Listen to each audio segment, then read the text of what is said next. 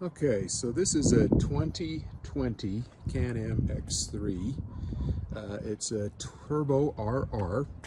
I'm going to be putting on some new fender flares by KemiMoto, and I'm making this video because I couldn't find very many pictures with the extra wide fender flares and what they were going to look like. You can see I get pretty dirty here, so we're going to see the before and after pictures with this machine pretty dirty, but I couldn't find any good pictures of what it looked like with the extra wide fender flares. So I figured I'd make this for everybody so you can kind of see what this thing looks like stock versus what it's going to look like with the extra wide KemiMoto fender flares. We'll just give you a couple pictures and we'll put those on. If there's any tips and tricks that we find while we're putting those on that make it easier for others people to put them on, we'll post those as well. Okay, so here's the open box with all of our parts, our instructions, and we'll go ahead and take out all these pieces and see how it all comes together. Okay, so now one of the things I'm not super impressed with on the instructions so far is they're just not really clear on what you're going to do, especially where I got the kit for both the rear fender flares and for the front fender flares together. The hardware kits are not marked which one's which, so it took a little bit of time to figure out which one of the hardware bags went with the rear fenders and which one went with the front fenders. So this that's laid out is for the front fenders, and you have the self-tapping screws which will go with the small washers, and then there's 8 larger washers that go with the bolt and the nut that will hold the fenders together, and then these 2 smaller self-tapping screws that will go to hold the fender together. I'll show you that once it's completed. This is the hardware kit that came for the rear fenders.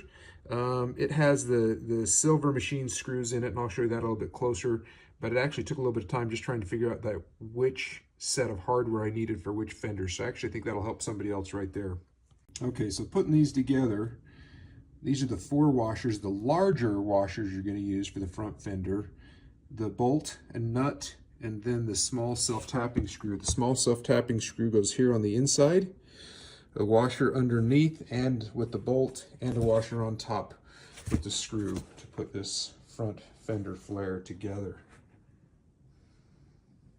So it's going to go here. We're going to drill these pre-tapped or pre-marked holes. I'm going to clean up, get all this dirt off here, of course, so that dirt's not underneath my fender. And then those 2 bolts are going to mark up with those pre-marked holes. And it's going to fit here. I have to drill a new hole on that bottom and tap that in. They look pretty big. Hopefully they look all right when they're all done, but these are definitely some big fender flares. I went back and forth on these quite a bit. I couldn't decide if they're going to look goofy being that big, but I have been riding in a lot of mud lately, so I know we'll definitely should do the job keeping the mud out. We'll see how they look. Okay, so another little tip here. There are a couple of different hole dimples that are ready for drilling that don't necessarily line up with this. So I would recommend the top couple, and luckily I just happened to do the top 3. There's only 1 dimple there, but then as you go down farther, there's a dimple out in the back, closer to the door entry, and then there's actually some here in farther. So don't drill too far ahead until you make sure you know which dimpled holes to drill. So that one there, nice thing about having this been dirty before I wiped it off is I can see real easily where those dimpled holes are.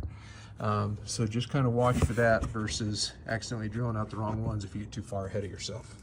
Okay, so they got them on here. They actually look cooler than I thought they would. I thought they were going to be too big and look a little weird, but I think they actually look kind of cool. They are big. Definitely get some coverage from the wheels,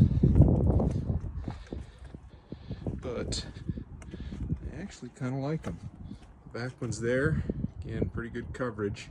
They're pretty big, and if you're looking straight down the side, I think they might look a little oversized in the back more than the front, but all in all, I think it's going to be a good balance for the extra coverage it'll definitely give us from the mud. Hopefully those pictures help see what the extra large width looks like on that. Okay, one thing I wanted to show here that's kind of turned out on these wheel flares, if you like to rock climb, is this. This is the view from inside. And you can see it's really hard to see where your tires are. So these fenders are turning out to be great for mudding. I'm loving them in the mud. But if you're rock climbing and you like to look out the window and look at your tires, it's really hard to see them. The front, you get a little bit better view of the back. Just want to kind of show you that from inside the car. Looking down in the mirror, it's just kind of really hard to see where your tires are. So even pulling inside of the covered trailer or the enclosed trailer is a little bit tougher. Got to really hang your head out the side to see very well. And like I say, if I were doing a lot of rock crawling, I really would not want these fenders on the front specifically, because you just can't see where they're going very well. But if you're not doing your rock climbing as far as keeping the machine clean, they've been awesome. And here you can kind of see after being out in the mud, man, it's kept the machine much cleaner. Nothing up on the windshield to speak of. A little bit down the side still, but nothing thrown inside the car. So for the mud, it's been great. We've been out here kind of in some pretty good mud, driving around a lot of mud, and it really helped.